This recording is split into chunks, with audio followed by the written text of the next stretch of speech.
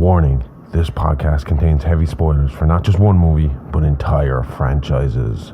We highly recommend going and watching these movies before listening to us as a companion piece that stitches all the timelines into one creepy, crime-ridden story. There will be no more spoiler warnings. We do not break character. After this, there is no turning back. You've been warned. Hit the music. You are talking about the nonsensical ravings of a lunatic mind. It's alive! It's alive! It's alive! It's alive! It's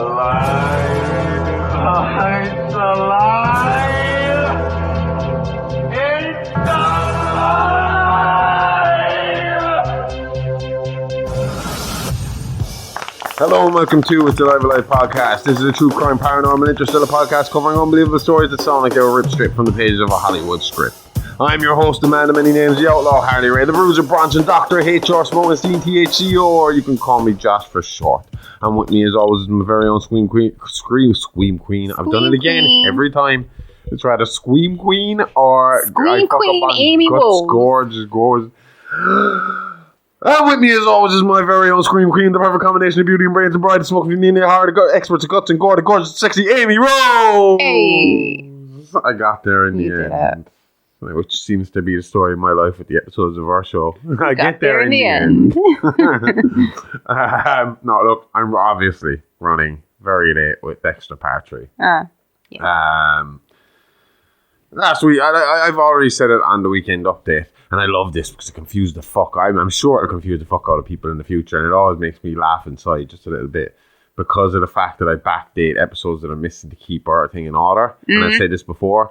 So like this episode will show up last Wednesday before the weekend update that we recorded before this. So it will show up, but it'll be dated last Wednesday. As I said in the weekend update, 3 days in the future. I didn't have the best of weeks last week, and I'm dealing with a neck and shoulder injury at the moment. It's been going on for a bit now, and it's limiting me at times when it comes to doing basic things. Not like, I'm not crippled or anything. No, it's just uncomfortable, severely uncomfortable, a bit stiff, and a bit of pain. Nothing I can't handle, but now and again I get a bit down about it, a bit stressed and anxious. When you're thinking about not being at work, not making money, obviously, and all that kind of stuff. And when it comes to that, writing scripts for the show can prove to be a little bit more difficult. I mean, don't get me wrong, having this to keep my mind active and give me something to do while I heal is great. But I just want people to understand why some weeks we miss our Wednesday deadline. Yeah. I'm hoping to push harder with this show and all our shows to try and keep myself and my mind motivated and hopefully improve our episodes' punctuality when it comes to dropping on your podcast catchers. So for now, I am well into the script of the Bay Harbour Butcher Partry. Okay. And you can expect it in the next few days. But for now, as a little interlude, we're going to do something a little different. Ooh.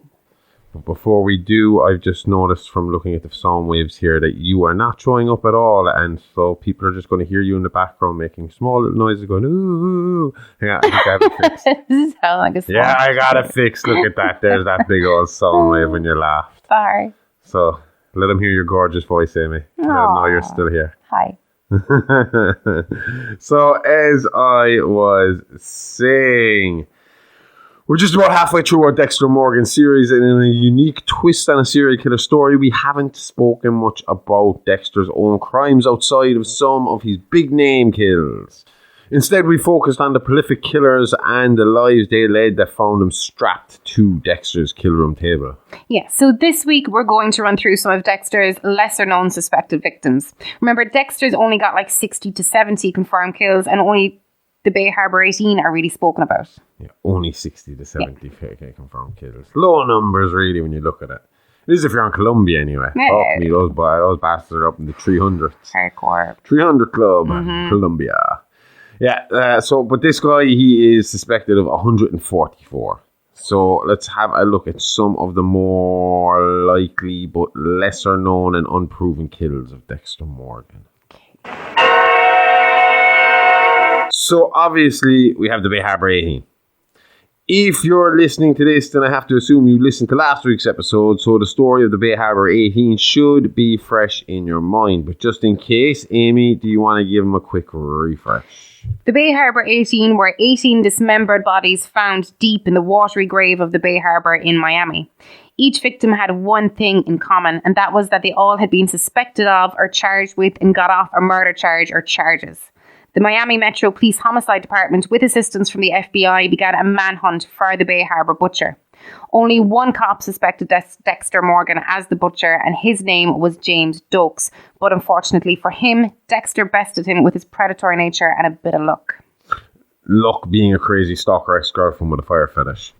Yeah, and anyway, the case was closed and James Dokes' legacy would be that of the Bay Harbor butcher, and he would be held responsible for the deaths of Anthony Rodrigo, Barry Cooper, Carlos Gutierrez, Chad Carpenter, Dylan Maddock, George Haas, Herbert Washington, Jacob Wilson, Jeff Linder, Jerry Voltic, Joseph Capita, Kevin Mott, Marcus White, Olman Estevez, Oscar Sota, Renzo Sandoval, Rick Jensen and Robert Thatcher.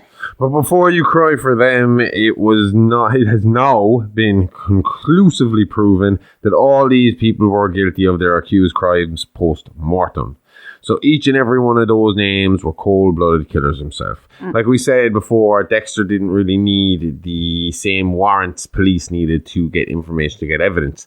Meaning these people were able to hide and bury evidence on the police that they couldn't get their hands on. And as long as they kept their names clean and kept their lives, social lives, public lives clean, there was no need to look into them. Yeah. But if Dexter got a sniff, Dexter wasn't going to wait for a warrant because what he was going to do to was illegal anyway. Yeah. So he would break in, find the evidence, and so on and so forth.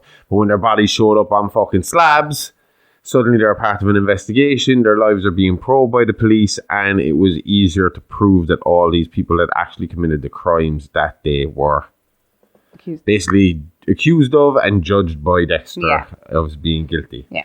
144 potential victims is a lot to get through, and not all of them have deep, interesting stories. At least not ones of public knowledge. Okay. Sure, if you're a serial killer, you've got some sort of a fucking story to tell us, but, you know, not everybody talks. That's how BTK got away with it for so long. That's how Joseph D'Angelo, I mean, BTK loves the attention now, but D'Angelo still won't fucking talk. So, I mean, they got away with it by keeping their mouth shut and being normal. So I mean, you know, and that's the reason why, like, you don't see a shitload of Golden State Killer fucking documentaries and books and stuff like that. Because there's not enough material. There is material on the Golden State Killer and the investigation, but the life and how he was doing it, nobody has anything on Joseph D'Angelo because the fucker won't talk. I think his daughter's starting to open up a little bit, but I don't think she's going to talk much shit about him because he was a good dad to her, which is, you know. Does it really? Well, it was the same in Raid. Oh, no, it doesn't. Then Raider's daughter went the complete opposite direction because she was like, he was a good dad to me, but clearly he's a fucking monster, you know. Yeah. So anyway, 144 potential victims is a lot to go through. They're still working their way through, obviously, because as we've said, Dokes was known to be the killer of the Bay Harbor 18. The other victims weren't known because Dexter was burying them deeper out to sea, where there was a current taking them even deeper and further and further out to sea. Yeah.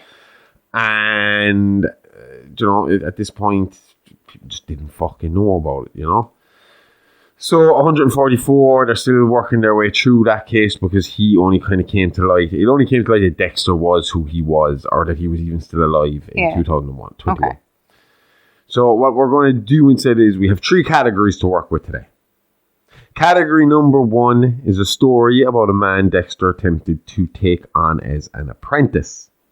The second is about a genuine case of justice handed out by Dexter, and everything everyone gets in this story is 100% deserved. That and even more so, to be honest with you. And the third category is Dexter's outtakes. Fuck-ups, mistakes, innocent victims he mistakenly took for killers. So what order do you want to go in? Let's go from bad to good. Mistakes, apprentice, and justified kills. Fair enough. Sounds good. Harry's code was good and Dexter was well trained. I mean, say what you want about Harry's methods, but he took the equivalent of a lion and domesticated it. Yeah. But no plan is foolproof, and a sociopath or not, he was still human, and by being human, that left him open to human error. Not even Dexter is perfect, even if he is one of the more talented and intelligent predators to ever stalk the earth. When we talk about Dexter's mistakes, one in particular stands out, and that is of the murder of a man named Jonathan Farrow.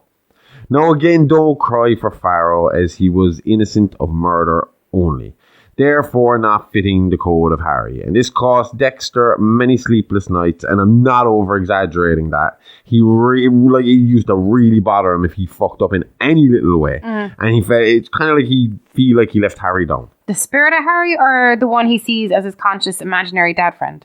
Oh, fuck knows, man. Jesus Christ. Anyway, oh man. When you think about what Ghost Dad, becoming a Ghost Dad was Bill Cosby. And this guy's Ghost Dad is the weird fucking serial killer mentor. So Ghost Dad's not good. Anyway, you may have heard of Jonathan Farrow's work. He was an artistic photographer whose pictures were typically graphic, bordering on grotesque. I would say that you might see them in the horrorverse, but even this is a bit much. Yeah. Among one of his more famous pieces was a woman eating her own intestines with noodles using chopsticks. Ew. They sometimes featured women who had really been abused by Farrow for what he said was done in the name of art. So kind of like a kind of performance art piece in a roundabout way. I suppose so. Basically, he abused the shit out of these women and then called it art.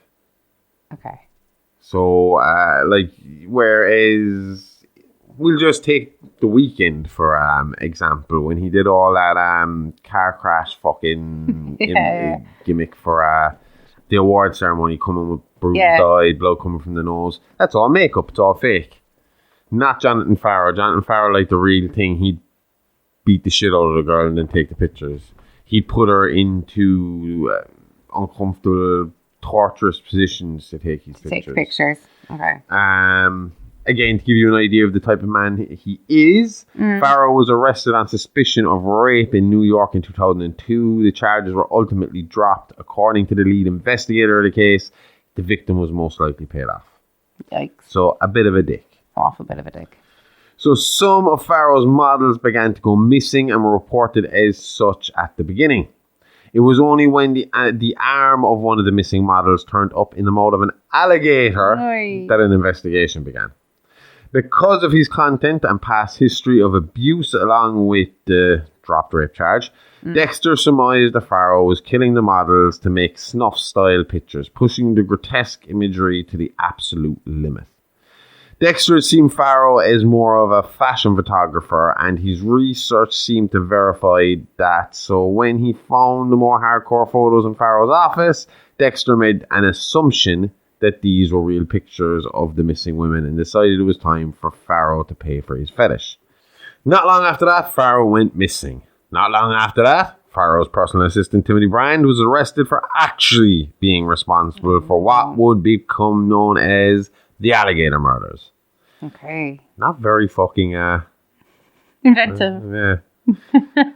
With Farrow's disappearance and Brand's arrest, it was assumed that Brand killed Farrow along with confirmed victims Anita Parente, Lorraine Lopez, Gina Hermelia, Estrella Carazo. Oh, and that's it. That's all of them. I thought there was more coming. See, I'm so used to them being high numbers. High numbers. You're just a rattling name after name after name after name. It's still not good that he killed four of them. No. One's too many. And what this fucking Farrow guy was doing is not much fucking better. Jesus Christ. It is only lately Dexter has been suspected of the killing, as Brand always vehemently denied killing Farrow. Farrow was never seen again, and it was on brand for the Bay Harbor Butcher. So while Brand was convicted of the other 4 murders and sentenced to 4 life sentences without parole, the investigation into his involvement in Farrow's disappearance was dropped.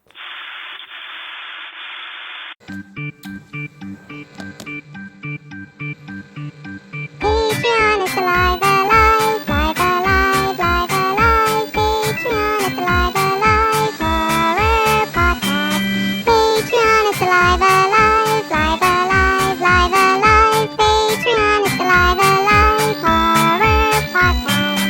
Hey kids, can't get enough of that blood, guts and gore? Then head on over to our Patreon, where for just $5 a month you'll get exclusive access to our true crime show Real Monsters and horrific history tales from Playing with Bones with Aimee Rose, along with early access to our minisodes and ad-free access to everything else. All this and loads more horror-tastic extras from the Horrorverse. So what are you waiting for? Permission? Go nick your parents' card today and subscribe now at patreon.com/It's Alive Alive Pod. Remember, that's It's Alive Alive Podcast, a really, really fake true crime horror podcast. It's Alive Alive, all the guts and gore with none of the guilt.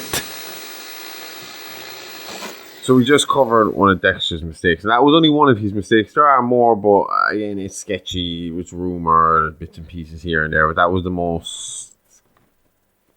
with the most information I could find. Yeah. Where it was like a clear fuck up by him. It seems to be anyway. I mean, this guy goes missing at the same time as this other. He just gets caught for serial murder.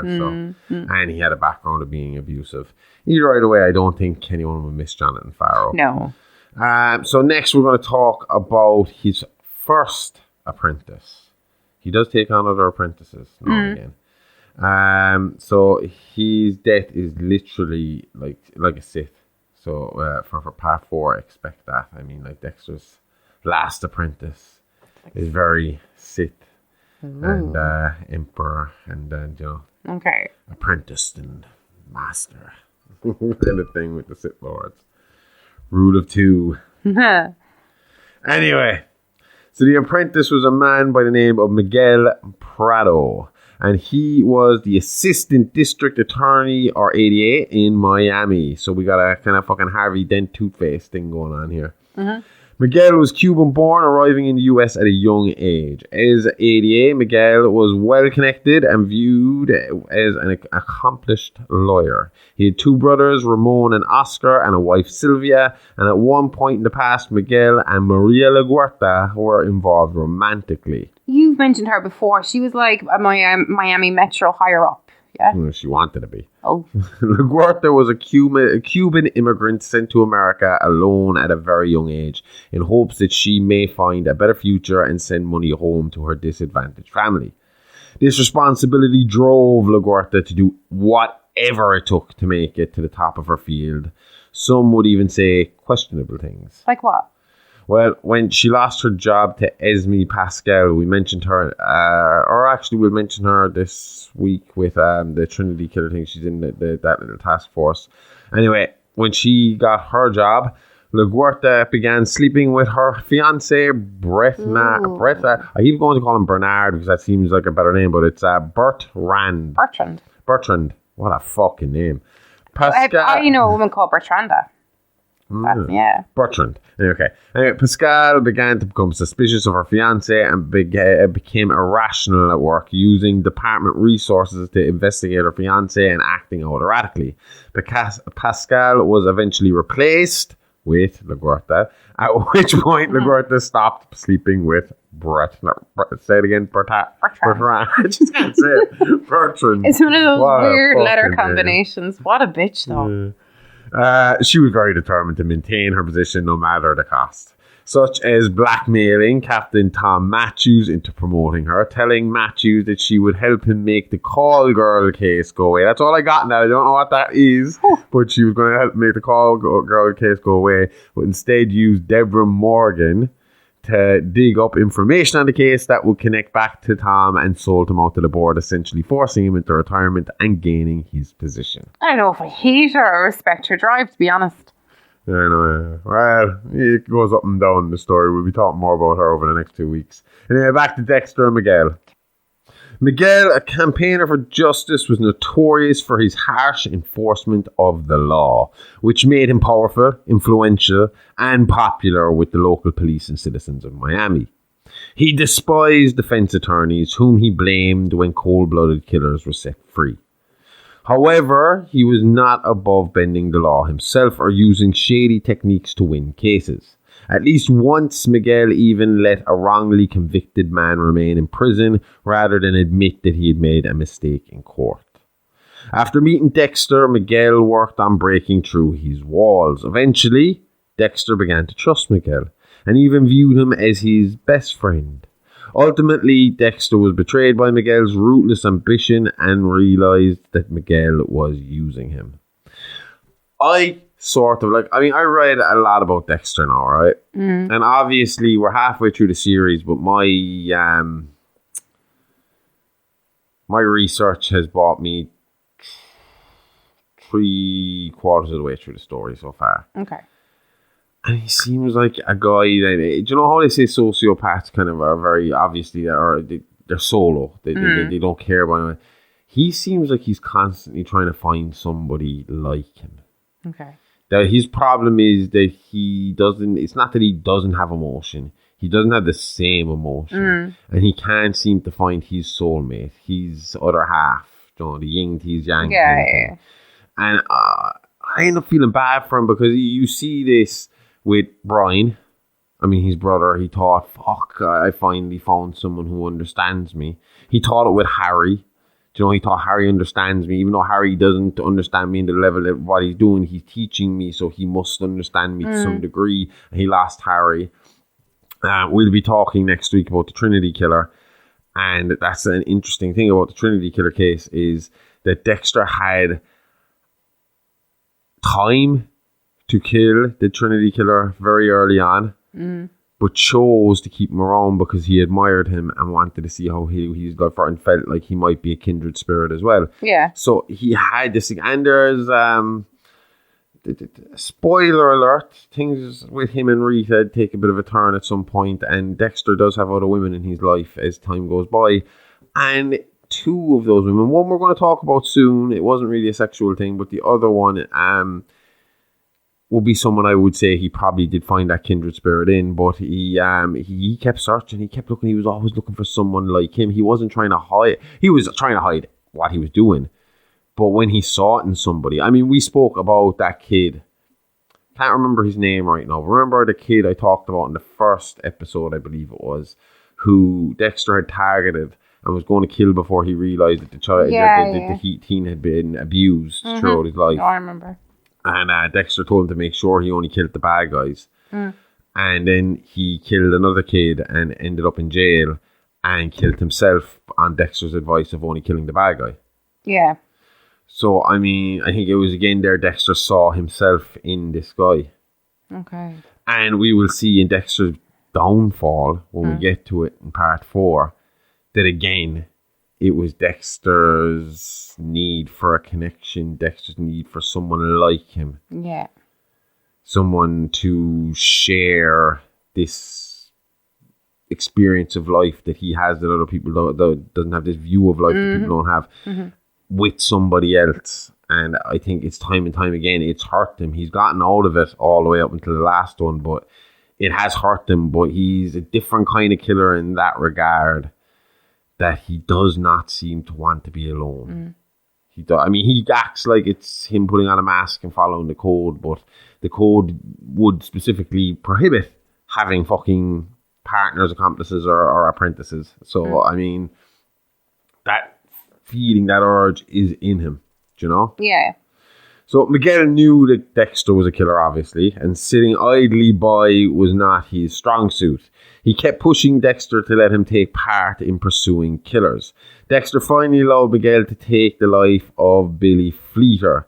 This created an uncontrollable monster in Miguel that Dexter did not anticipate. Now, I will say, I kind of glossed over that very quickly there of Miguel knew Dexter was a killer. When I say they were breaking down walls, they were talking a lot, and Miguel would have had a very similar mindset to Dexter in the sense of there are people falling through the, there are cold-blooded criminals who deserve to be off this street, who are dangerous and who are going to hurt innocent people, and they need to be taken off this street one way or another. And Miguel was seeing it through the jaded eyes of an 88. You know, he's working for the fucking government to try and put these bad people away, and he's seeing them slip through the cracks on technicalities, on faulty warrants, like little dates out of place or something like that, and he's seeing it fall back. So he's frustrated with life in the sense of he sees the evil and he wants to try and take it. No, the only problem we will see later is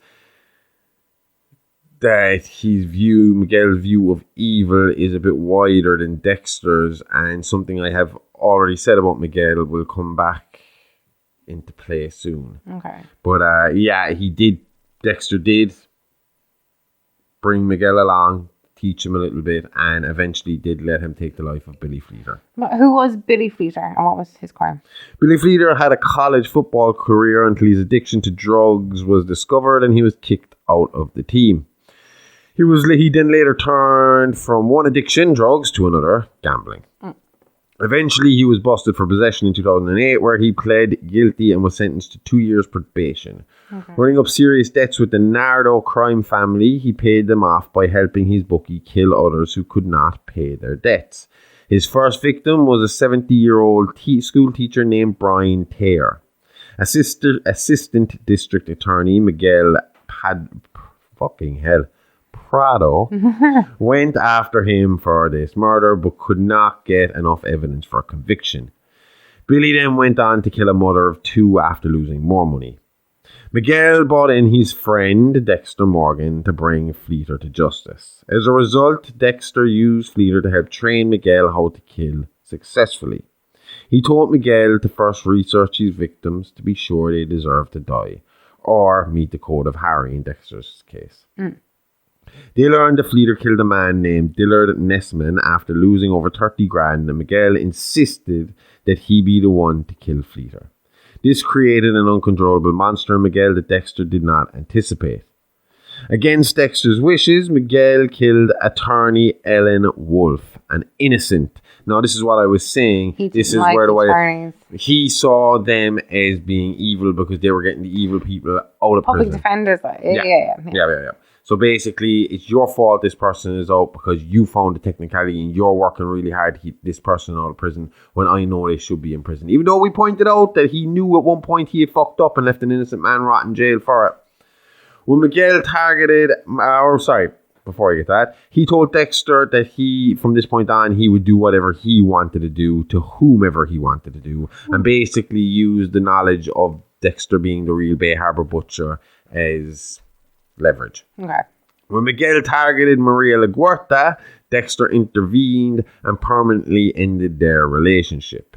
Now with Maria, I reckon it was a case of she started to suspect something with Miguel. Because Miguel was not exactly the savvy, seasoned killer that Dexter was. Yeah, and he was a bit manic in the way he acted.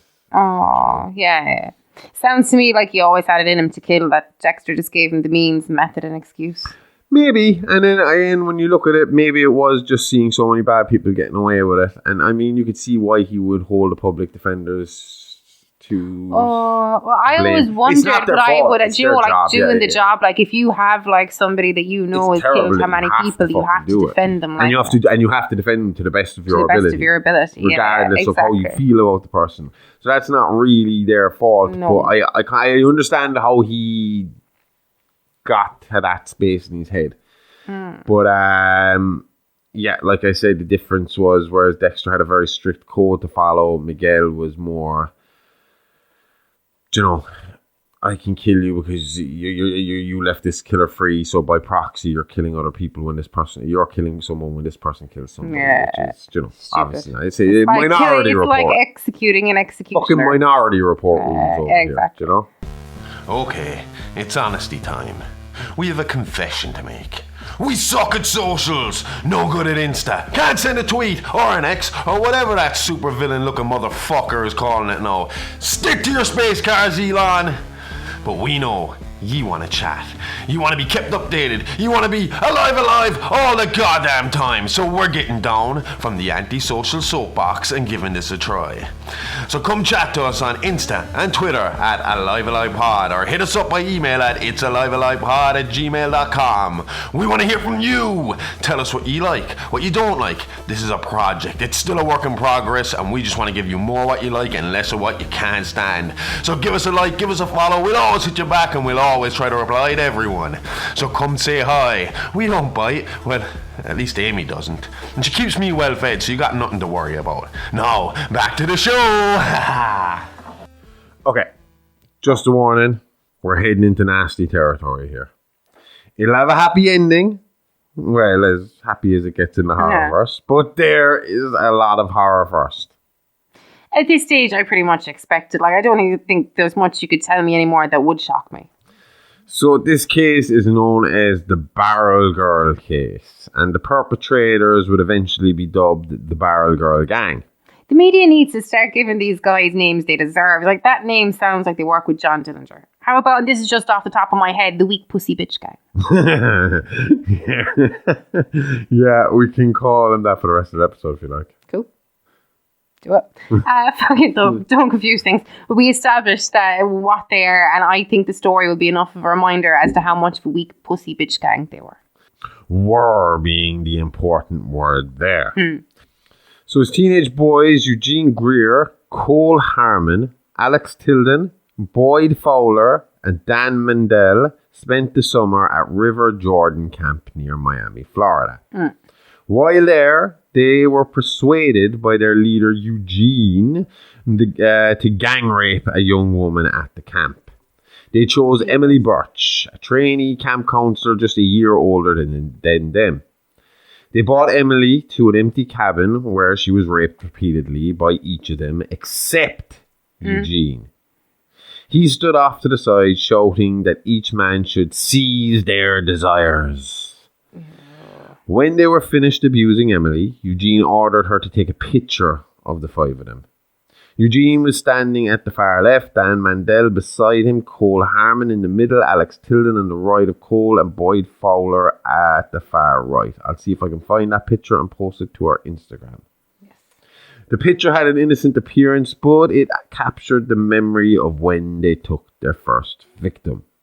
As the years passed, they kept in contact with one another. Eugene Greer changed his name to Jordan Chase and wrote several motivational and self-help books that would become bestsellers, propelling him to a level of popularity he only dreamed about. You probably heard of this guy. He was fairly famous on YouTube back in the early days. Back when we'd be in college, you'd see the Jordan Chase motivational fucking speeches and shit. Jordan hired Cole Harmon as his head of security. Dan Mandel moved on to become a dentist. Alex Tilden became a successful banker. And oddly enough, Boyd Fowler ended up working for the Department of Sanitation, picking up roadkill. Despite their career differences, though, they would keep meeting to torture and rape a woman for at least a week before having Boyd kill her. They did this to at least 12 women before Lumen Pierce. With Lumen, they abducted her, raped her, tortured her, and prepped her for execution. But Dexter Morgan intervened before Boyd was able to kill her. Boyd was the first to get his comeuppance. Dexter first met Boyd when he was called in to clean up roadkill, at which time Dexter noted how unusually observant Fowler was regarding dead bodies. There was a huge fucking alligator on the road, apparently. He appears to derive morbid pleasure from his work with dead animals and takes great pride in his work. Due to car issues, Dexter had to take a ride with Boyd in his roadkill collection truck. Something must have been said on this drive because Dexter decided to look into Boyd a little further. According to Lumen Pierce, after Dexter had killed Boyd, he heard her in the basement and took her home with him. He nursed her back to health and then proceeded to help her get revenge on the rapist murderers who had tortured her and so many before her. What exactly was the gang's MO and how did they operate? Okay, first there was the rape and torture. Jordan Chase would stand on with a video camera instructing each man to rape the woman. Each man had his own unique method of torture. Cole Harmon would use whips to beat scars into their backs and sides. He kept them free of a blindfold so they could see him. He often looked back at Jordan for direction and approval. So obviously, if you're asking how we know all this, there is videotape evidence. Yeah. Dan Mandel would shove 3 fingers into his victim's mouth instead of using a dirty rag and holding them down himself. Boyd Fowler and Alex Tilden treated the victims in an unknown manner, but it is believed that they followed Jordan's every command. So we don't really have much video on the two of them. Okay. Jordan Chase received gratification from watching each man in action. After the rape and torture was finished, he left the tapes in Cole's safekeeping as trophies of their ventures. which I just pointed out. When they were done with them, each girl was moved from River Jordan camp to Boyd Fowler's house for their final days.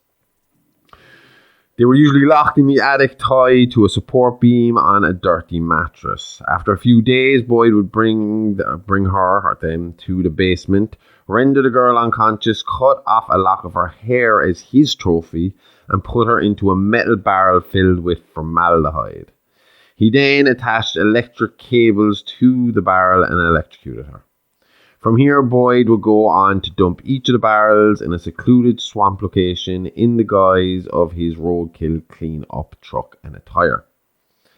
As we said already, Boyd was killed in traditional Dexter fashion. Dan Mandel was killed by Dexter by snapping his neck. He made the scene look like it had been a murder by a jealous gay lover of Mandel's. Okay. Cole Harmon, Jordan's head of security, was killed in a hotel room in traditional Dexter style. This was witnessed by Lumen as both training and a form of closure. Alex Tilden was Lumen's first kill. Under the heavy supervision of Dexter, and in typical Dexter style, she followed his ritual and stabbed the man in the heart in a plastic-covered room. Jordan chased himself. He was viciously stabbed to death by Lumen last. Seeing his accomplices disappear one by one led Jordan to go on the attack. In an attempt to kill Dexter and Lumen before they got to him, he fell into a Dexter trap. After a brief exchange, Lumen stabbed Jordan repeatedly in the chest. She would go on to tell these stories later in her book, The Barrel Girls, after she was found innocent of the killings due to temporary trauma-related insanity and her cooperation after Dexter's crimes came to light in 2021. So she didn't get a taste for it like Dexter? No, and it drove Dexter crazy. He, again, saw a kindred spirit. He saw someone he could do this with, and he couldn't understand how she could find closure after the Barrel Girl gang were dead and gone, but he was still afflicted with the need to kill. Okay. A feeling, unfortunately, he would never shake. But we'll get into more of that in our next episode when we look at Dexter, the Trinity Killer, and the beginning of the end of his reign in Miami as the Bay Harbor Butcher. Until then, you know what to do. Follow us on socials at Alive Alive Pod and check out our Patreon at It's Alive Alive Pod for great shows like our Mini Monsters companion show, Real Monsters, and Amy's Great Horrific History podcast, Playing with Bones, along with classic episodes of Behind the Mask and classic Real Monsters. And with that, you also get early access to the whole week's Mini Monsters every Monday. All that, and you get ad-free access to our main show and the Weekend Update, all for just $5 a month. That's on Patreon at It's Alive Alive Pod. And now for the first 7 days, you get a free trial, so you can go check us out and listen to all our old fucking shit. If you can fit it in a week, you get it for fucking free, man. If not, you gotta give us a $5. And yeah, this week was a little shorter of an episode, but I got my mind right, everything's set, the script is almost ready. So within a few days, you will be listening to us tell you all about Dexter and the Trinity Killer and part 3 of Dexter Moser. Oh, I just call him Dexter Moser, his real name. Oh, yeah. Dexter Morgan. The Bay Harbor Butcher part 3. So we'll be back next Wednesday with more tales from the Horrorverse. It's Alive Alive podcast, all the guts and gore, none of the guilt. See you all next time, same Alive Alive time, same Horrorverse channel. Okay, love you. Bye-bye.